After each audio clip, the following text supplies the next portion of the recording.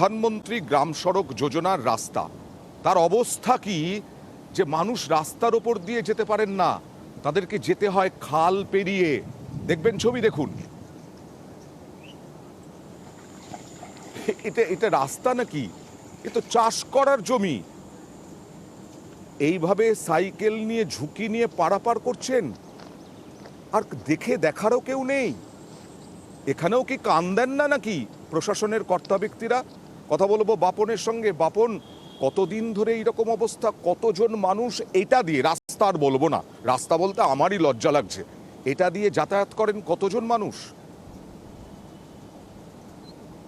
দেখো অয়নদা, এই যে রাস্তা গোঘাটের শাওড়া এবং গোঘাটের নকুন্ডা পঞ্চায়েত, এই দুই পঞ্চায়েতের কিন্তু একাধিক যে গ্রাম রয়েছে, সেই গ্রামের মানুষ কিন্তু এই রাস্তায় যোগাযোগ খুব সহজেই করা যায়। শুধু এই দুটি গ্রামের নয়, হুগলির সঙ্গে পশ্চিম মেদিনীপুরের যোগাযোগও কিন্তু এক প্রান্ত যোগাযোগ কিন্তু খুব সহজেই করা যায়। আর সেই রাস্তায় কিন্তু বেহাল দশা। শুধু বেহাল দশা নয়, যে ওই রাস্তা গত 5 বছর আগেই কিন্তু এই রাস্তা তৈরি হয়েছিল। প্রধানমন্ত্রী গ্রামীণ সড়ক যোজনা কিন্তু তৈরি হয়েছিল জেলা পরিষদের তত্ত্বাবধানে। সেই রাস্তায় কিন্তু একেবারে ফাটল দেখা দিয়ে প্রায় 4 কোটিরও বেশি টাকা দিয়েই, এমনটাই অভিযোগ করছেন এলাকার মানুষজন। সেই টাকা খরচ হয়েছে, কিন্তু যে রাস্তার যে প্ল্যান, সেই রাস্তা কিন্তু প্ল্যান মতো কালভার্ট বা যে ব্রিজ করা, সেই ব্রিজ কিন্তু করা হয়নি। তার ফলেই কিন্তু ওইখানকার মানুষজন। আমি আসবো বাপনা, আমি আসবো তোমার কাছে আবার। দেখুন, আমি যেটা শুরুতেই বললাম, এখানেও কি কান দেন না বা কান দিতে চান না প্রশাসনের কর্তা ব্যক্তিরা? কান দেন, কান অবশ্যই দেন। কখন দেন? ভোটের আগে দেন। ভোটের আগে দেন, আর ভোটটা নিয়ে নেন, তারপরে ভুলে যান। দেখুন, যখনই বৈশাখ মাস পড়ে গেল, নদী যখনই জল পড়ে গেল, লোক যাতায়াত বন্ধ হয়ে গেল। জল ঢুকে গেলে আর বন্যার জল আর বেরোয় না তো। আর বন্যার জল না বেরোলে চাষবাসে খুব অসুবিধা হচ্ছে। সব কিছু খুব শর্টের রাস্তা, কিন্তু পোলটা মানে নেই বলে সেটা ঘুরে ঘুরে আসতে হচ্ছে। ভোট আসছে, নেতারা প্রতিশ্রুতি দিচ্ছে যে এই রাস্তাটা ব্রিজ হবে, কিন্তু আজ পর্যন্ত ব্রিজ হয়নি।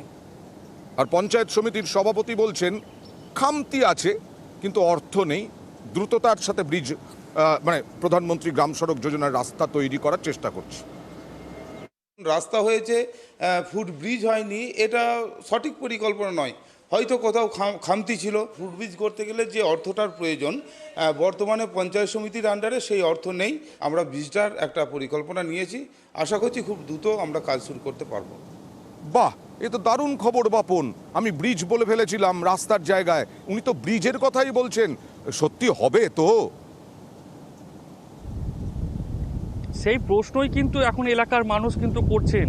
আর এই যে পঞ্চায়েত সমিতির সভাপতি, তিনি বলছেন যে খামতি রয়েছে, সেই খামতি কার রয়েছে, কার খামতির কারণেই এই দুর্ভোগের মধ্যে পড়তে এলাকার মানুষজনকে, সেই প্রশ্নই কিন্তু করছেন এলাকার মানুষজন।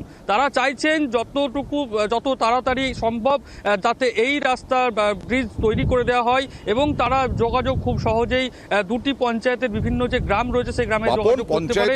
সেটাই তারা চাইছেন। সদস্য বলো, উপপ্রধান বলো, প্রধান বলো, তারা তো দামি গাড়িতে চড়েন, তাদের আর কি অসুবিধে? এই সব মানুষের দুর্ভোগ তো হবেই।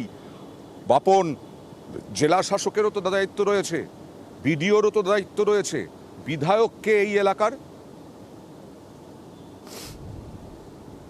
একেবারে যখন এই রাস্তা তৈরি ছিল, তখন কিন্তু বিধায়ক ছিল শাসক দল তৃণমূলের, যদিও এখন কিন্তু বিধায়ক হয়েছেন বিজেপির।